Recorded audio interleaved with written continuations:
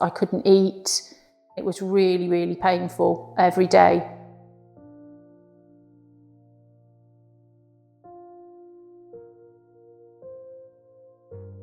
My name's Tracy and I live on the south coast with a very dear husband of 30 plus years and 2 elderly tortoises and a grumpy cat who is lovable.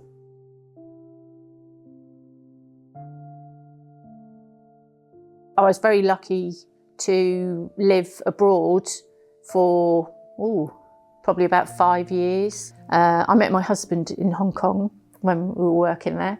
When I gave up work, luckily my husband did at the same time, which was fabulous. I joined a gym. I used to go to Aquasize, which is not like me, but I love the water. We've been very lucky. We've travelled around the Pacific and Australia and New Zealand, which was fabulous. When I came home, went for an appointment for some work done by a dermatologist and found out I had what they thought was skin cancer. And since then, it's been a bit of a roller coaster.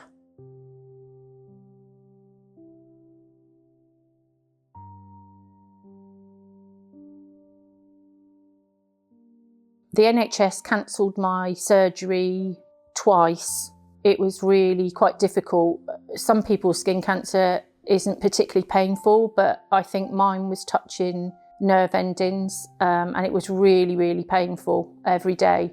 So I opted to go to a private dermatologist. Within about a week of having the surgery, I came out in sores all over the side of my nose. It felt like really, really painful, very swollen. I was prescribed the first lot of antibiotics and it wasn't improving because when I saw the private GP with a different set of swabs, it was found that I had something called Klebsiella pneumoniae, which is a nasty little infection. It was resistant to, well, most of the mainstream antibiotics. That's why they hadn't worked. The dermatologist gave me yet more antibiotics. They were not particularly pleasant. Some people get side effects, some people don't. Unfortunately, I got them. Luckily, I'm much better than I was last year, but I still have symptoms and it's pretty unpleasant, really. Part of the problem with having any kind of illness, I think, is you lose your sense of me, of how you were, and you try and get back to that as much as you can. My husband's just got back from India. It's the first time he's gone on a 2-week holiday without me because I didn't have the desire to go somewhere really far flung, which is not like me. I just couldn't face the thought of it. That's very different for me because we've been all over the place and we've loved it. I think sometimes you don't feel listened to. That was one of the worst things of the experience, that, you know, you put your faith in the medical professionals and either their hands are tied or they're too busy or you can't get an appointment. There's loads of different reasons and you come away thinking that you feel helpless, and it's the most frightening thing to feel helpless. And especially, I mean, if I hadn't had the swabs done and that were looking for the wrong things at the beginning, it may have cleared up much faster than now. And because if I had the right antibiotics to deal with it, it might be that I didn't develop antibiotic resistance. And that's hugely frustrating because it's affected my life and it's affected the people that I care about.